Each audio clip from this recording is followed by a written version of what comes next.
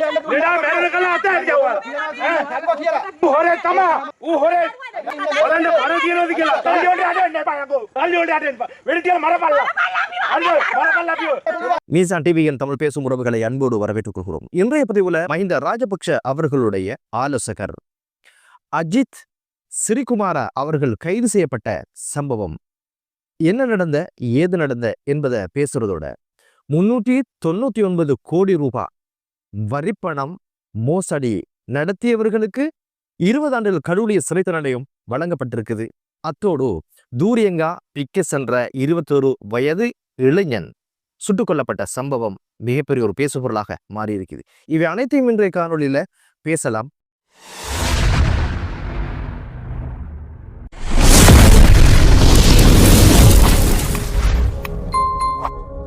முதல் விஷயம் மஹிந்த ராஜபக்ஷ அவர்களுடைய ஆலோசகர் அஜித் சிறிகுமார் அவங்க கைது செய்யப்பட்ட சம்பவம் என்ன அப்படின்னு பாத்தீங்கன்னா 21 அதிசொகுசு வாகனங்கள், அதனுடைய பொறுமதி 250 மில்லியன் ரூபாய், கிட்டத்தட்ட 25 கோடி ரூபாய் பொறுமதியான வாகனங்களை சட்டவிரோதமாக இறக்குமதி செஞ்சு பறவை சரணாலயத்தில் இருக்கிற ஒரு களஞ்சிய சாலையில அதை மறைச்சி வச்சிருந்த சம்பவம் குறித்து பிரதி போலீஸ் அதிபருக்கு தகவல் சொன்னதுனால அந்த கைது நடந்தது. அதுல அவரோட சேர்த்து இன்னும் ஒருவர் கைது செய்யப்பட்டு நீதிமன்றத்துல முன்னிலைப்படுத்தினாங்க. 25ஆம் தேதி வரைக்கும் விளக்குமுறையில வச்சதோட இந்த நபருடைய வெளிநாட்டு பயணத்துக்கான தடையையும் விதிக்கப்பட்டதாக சொல்லப்படுது. சட்டவிரோதமாக இறக்குமதி செய்த இந்த வாகனங்கள் அதிசொகுசு மோட்டார் பைக் அப்படின்னு சொல்லப்படுது.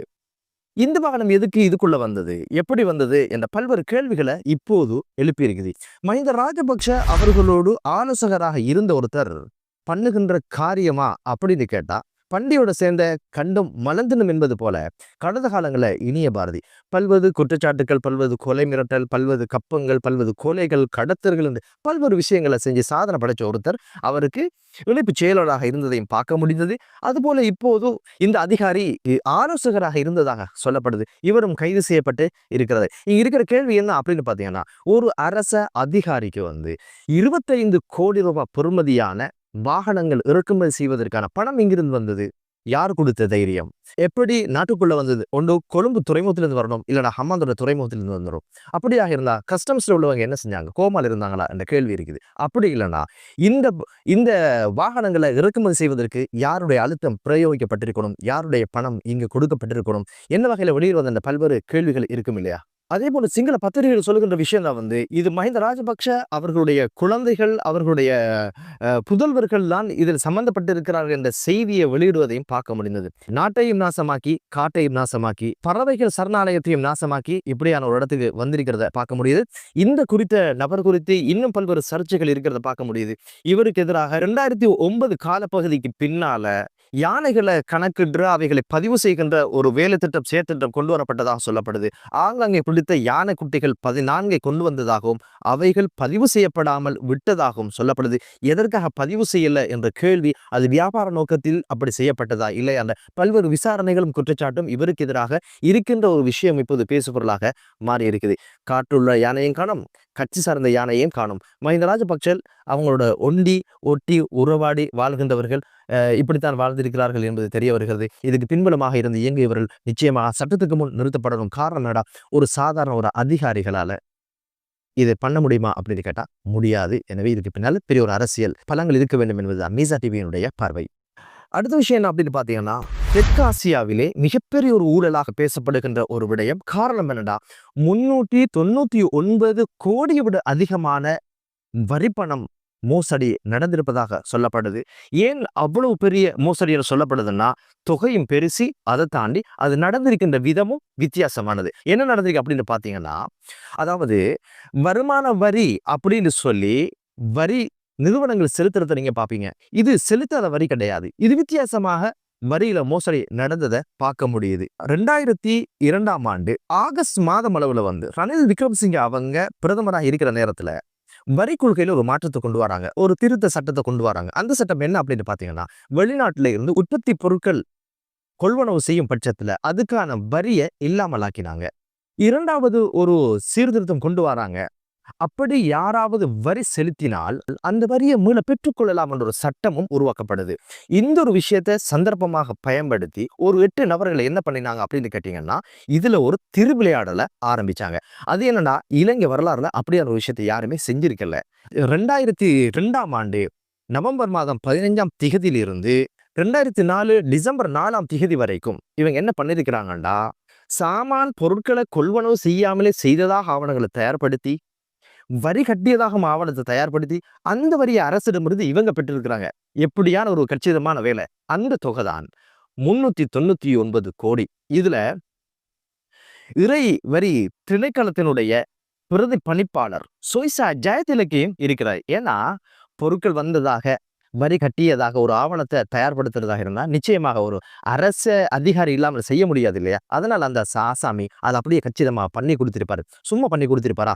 399 கோடினா அவர் பைக்கு எத்தனை கோடி போயிருக்கும் என்பது அது வழக்குல தான் தெரிய வந்திருக்கும்.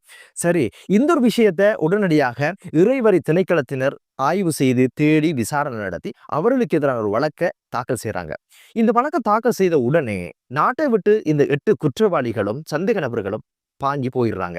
அதுக்கு பிறகு வழக்கு இவர்கள் இல்லாமலே நடத்தி இதுக்கான தீர்ப்பு எப்படி வருது அப்படின்னு கேட்டீங்கன்னா, இந்த பிரதி ஆணையாளருக்கு 1198 கோடிகள் அபராதம் விதித்ததோட 36 குற்றச்சாட்டுகளுக்காக அது நிறுவப்பட்டதனால 120 ஆண்டுகள் சிறை தண்டனை அதை 3 ஆண்டுகள்ல கழிச்சு கொள்ளலாம் என்று சொல்லப்பட்டது மட்டுமல்லாம, ஏனைய பிரதிவாதிகளுக்கு 20 வருட கடூழிய சிறை தண்டனையும் 30 மில்லியன் ரூபாய் அபராதமும் விதிக்கப்பட்டு தீர்ப்பு வழங்கப்பட்டது. பிறகு என்ன நடந்துச்சு? உடனடியாக வெளிநாட்டுல இருந்து பதறி போய் எல்லாரும் என்ன பண்ணினாங்கன்னா, மேன்முறையீட்டு நீதிமன்றத்துல இந்த ஒரு தீர்ப்பை சவாலுக்கு உட்படுத்தினாங்க. அது அனைத்தையும் விசாரிச்சு பார்த்தவங்க அதே தீர்ப்பை உறுதிப்படுத்தினாங்க. இதுக்கு பிறகு அதுல ஒருத்தர் என்ன பண்ணினாருன்னா, உயர் நீதிமன்றத்தை அணுகி அவர் ஒரு அப்பீல் பண்ணினாரு.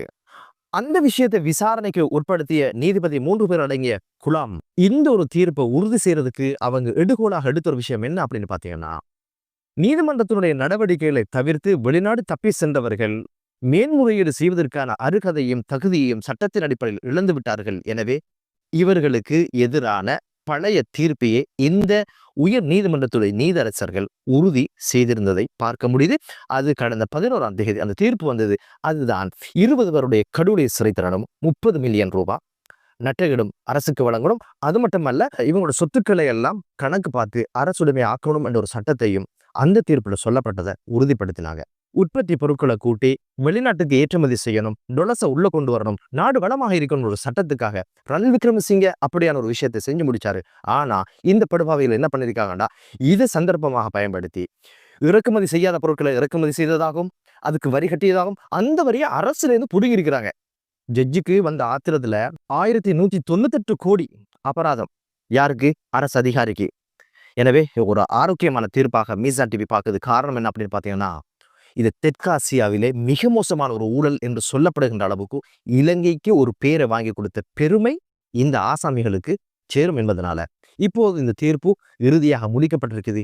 ஊழலோடு சம்பந்தப்பட்ட அனைவருக்கும் அடிவயிற்றிலே புலியை கரைத்திருக்கும் என்பதுதான் மீசான் டிவியினுடைய பார்வை. எனவே குற்றங்கள் குறைய வேண்டும், ஊழல் இல்லாத ஒரு நாடு ஒரு தேசம் உருவாக்கப்பட்டு இளைய சமூகம் நிம்மதியாக வாழ்கின்ற ஒரு சூழல் உருவாகட்டும் என்று கூறுவதோட அடுத்த ஒரு விஷயம் தான் பீரிகம பகலகம பிரதேசத்துல 21 வயது இளைஞர் அவருடைய 2 நண்பர்களோட ஒரு தூரியங்க தோட்டத்துக்குள்ள போயிட்டு தூரியங்க பிக்கிறதுக்கு முற்பட்ட சந்தர்ப்பத்துல அங்க பாதுகாப்புக்கு இருந்த துவக்கோடு சுத்தி கொண்டிருந்த பாதுகாப்பு உத்தியோகத்தர் இதுல ஒரு இளைஞன் மீது துப்பாக்கி சூடு நடத்தினதுல சம்பவ இடத்திலே அந்த வாலிபன் உயிரிழந்த சம்பவம் மிகப்பெரிய ஒரு பேசுபொருளாக மாறி இருக்குது. பிறகு போலீசார் அங்கு வந்ததாக சொல்லப்படுது. போலீசாருக்கும் மக்களுக்கும் பொதுமக்களுக்கும் இடையே சலசலப்பு ஏற்பட்டதாகவும் வாக்குவாதம் ஏற்பட்டதாகவும் கூறப்படுது. காரணம் என்னடா, சூட்டு சம்பவத்தை அடுத்து உயிரோடு இருந்தார், அவரை வைத்தியசாலை கொண்டு செல்வதற்கு எடுத்த முயற்சிகள் என்பது போலீசார் சொன்ன விஷயம் தான். அவர் இறந்துட்டாரு, யாரும் கிட்ட போக வேணாம், நீதிபதி உடம்ப பொறுப்பேற்கணும், அதுக்கு பிறகு அனுமதி தந்தது பிறகு எடுக்க முடியும் என்று சொன்னதுனால இல்ல உயிர் இருக்குது, கால் துடிக்குது, கை துடிக்குது, விடுங்க பல்வேறு விஷயங்கள் நடந்ததுனால ஒரு முருகன் ஏற்பட்டதாக சொல்லப்படுது. ஒரு தூரியங்கா பிக்க போவதற்கு ஒரு உயிரை எடுக்கின்ற அளவுக்கு தான் நாட்டினுடைய நிலைமை மாறி போயிருக்கிறார். மனிதர்களுடைய மனதிலே மனித நேயம் வறண்டு போயிருப்பதை இது காட்டுகிறது. என்னதான் இருந்தாலும் கடமையை செய்ய வேண்டும் என்ற உணர்வோடு என்னவோ அந்த மனுஷன் வந்தா சுடுங்கன்னு முதலாளி சொல்லிட்டார் போல, வந்த உடனே சுட்டுட்டாரு. எதுக்கு வந்த ஏது வந்த ஒரு தூரியங்கட பொறுமதின்னு ஒரு உயிரை பொறுமதி என்பது எல்லாரும் கணக்கு பார்க்கல. காரணம் என்னன்னு கேட்டீங்கன்னா, இன்னைக்கு நாட்டில் எல்லா இடங்களிலும் சூட்டு சம்பவம் நடக்கிறத பார்க்க முடியுது. அதனால் அவரும் சூட்டு சம்பவத்தை நடத்தி பார்த்துட்டார் போல இருக்குது. என்னதான் இருந்தாலும் 21 வயது இளைஞர் படுகொலை செய்யப்பட்டது என்பது ஏற்றுக்கொள்ளப்பட முடியாத ஒரு விடயம். எனவே சட்ட ரீதியான அணுகுமுறைகளை விட்டு போட்டும் கையில் துவக்கிருக்குது என்பதற்காக சுடுகின்ற ஒரு கலாச்சாரம் என்பது ஆரோக்கியமற்றது. எனவே பாதுகாப்பு வைக்கின்றவர்களுக்கு அது சார்ந்த அறிவையும் கொடுக்க வேண்டும். எவ்வளவு தூரம் நீங்க ஆயுதத்தை பயன்படுத்தணும், எப்போது பயன்படுத்த வேண்டும், தூரியங்க பார்த்ததுக்காக மரத்தில் கிட்ட போனதுக்காக பிக்க போனதுக்காக ஒரு உசுர் எடுக்கிறதாக இருந்தால் இன்றைக்கு இலங்கை நாட்டில் யாருமே வாழ முடியாது. ஏன்னா அவ்வளவு தூரம் பிரச்சனை நடக்கின்ற இடத்துல எல்லாரும் ஆயுதத்தை எடுத்துட்டார். தீர்வு என்னதான் அமையும் என்பதை நாங்கள் கவனிக்க வேண்டிய ஒரு விஷயம். இந்த ஒரு மனிதர் அது குறித்து அறிவில்லாமல் ஏதோ வந்தாங்க சுட்டாங்க ஒரு இடத்துக்கு போயிருக்கிற போல தெரியாது. இப்போது மீரிகம போலீசார் அந்த காவலாளியை கைது செஞ்சு சிறையில போட்டிருக்கிறாங்க. இனி போன உயிர் வருவதற்கான வாய்ப்பில்லை. எனவே அந்த குடும்பங்களுக்கு மாறுதல் கொடுக்கட்டும் என்று கூறுவதோட மற்றொரு காணொலியிலே உங்கள் அனைவரும் சந்திக்கும் வரை விடைபெறுகிறேன். நன்றி.